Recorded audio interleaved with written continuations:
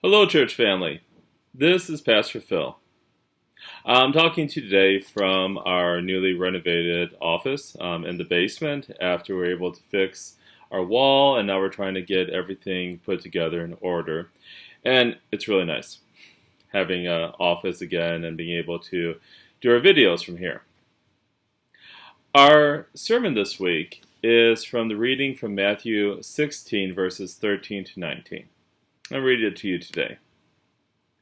Now when Jesus came into the district of Caesarea Philippi, he asked his disciples, "Who do people say that the Son of Man is?" And they said, "Some say John the Baptist, others say Elijah, and others Jeremiah or one of the prophets." He said to them, "But who do you say that I am?" And Simon Peter replied, "You are the Christ, the Son of the living God." And Jesus answered him, "Blessed are you, Simon Bar-Jonah, for flesh and blood has not revealed this to you, but my Father who is in heaven."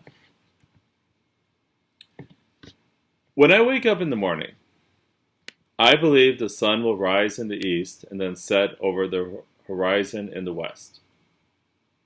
I also believe that when I walk on the ground, I'll stay on the ground, unless I jump off of a cliff. Then I'll fall down and meet the ground again. Every single day and every single moment, we live our lives based upon what we believe is true. From both a practical and reasonable standpoint, you have to. You cannot live and function without believing some things are true and acting upon those beliefs.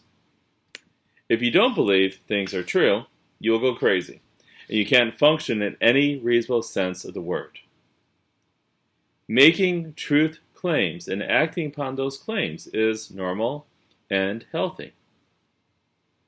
Now, when we take this concept to the question of faith and belief, it is absolutely the same. Oftentimes, I've heard it said that Christians are so intolerant because of their belief in the truth that Jesus is the Christ, the Son of the living God, and that salvation is found in Him. How can Christians make such a claim about truth? But in reality, every belief system or religion makes claims about what is true.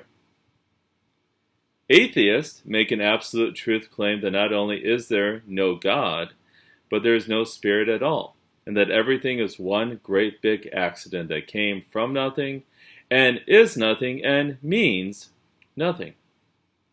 While a Muslim would find that belief abhorrent, because they believe in spirit and God. But their belief is that you come to God and salvation by following the 5 noble truths. Compare that to someone that says, "I believe in science," which is a strange statement, because science is a tool to understand the natural world, not a belief system. It is a lot like saying, "I believe in my hammer or power saw," which just doesn't make sense. The core of science is experimentation and making mistakes to find out what is an accurate description of the natural world. You don't believe in science. You use the scientific method to explore the natural world.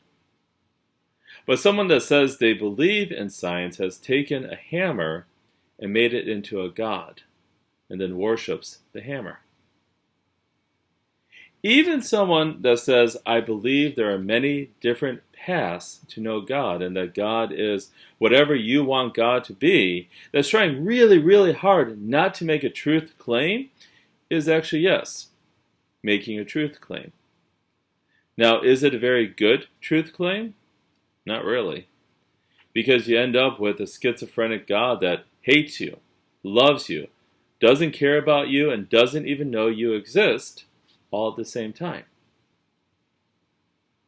All of these and more are truth claims. Christianity does not hold the market on making a claim about the truth. Even in our gospel reading today, when Jesus asked the question, "Who do you say I am?" the disciples were all making truth claims. Some say Elijah, John the Baptist, Jeremiah, or one of the prophets. Then Peter says, "You are the Christ, the Son of the living God. So how do you know what is true?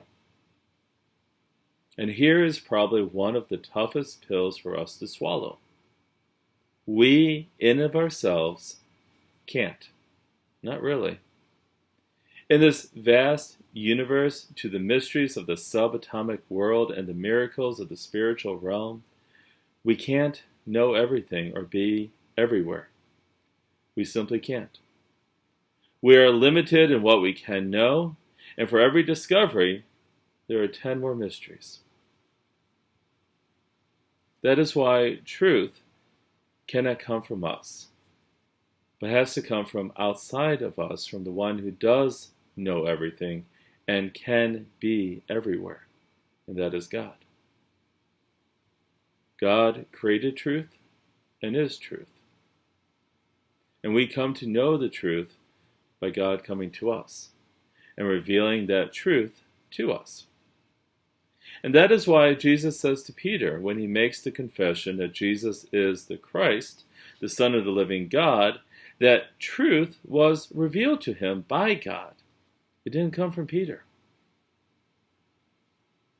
God comes to us in Jesus to reveal what we cannot know for ourselves, what is true about God and salvation and the life we are to live.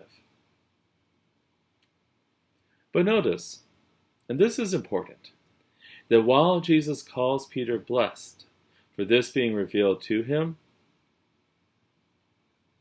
he doesn't stay there. But he invites his disciples to taste, see, work with, try to understand, and experience the truth in their lives. Jesus spent 3 years with them so they could live with and experience the truth. And God does the same for us. He comes to us in Jesus and reveals to us what is true about God and salvation in our lives, but God also invites us to use the gifts he has given to us, to work with that truth and know that it is real. Christianity has never been about checking your brain out when you enter the door. Never. Instead, it has been about using all of the gifts and tools we have. Science, religion, math, history, intellect, intuition, imagination, reason, using all of our resources to taste and see, work with and understand, and experience the truth in our lives.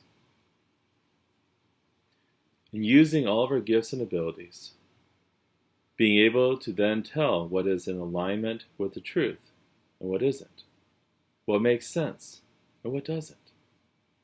To explore and learn, and then trust. See, God gave us the greatest gift in Jesus, to be able to know that we can trust that what Jesus says is true because of Easter morning and Jesus' resurrection from the dead, that showed us that Jesus is who he says he is, the Christ, the Son of the living God, and that we can trust that what he says is true. My church family and everyone else, have a blessed weekend, and I'll see you soon. God bless.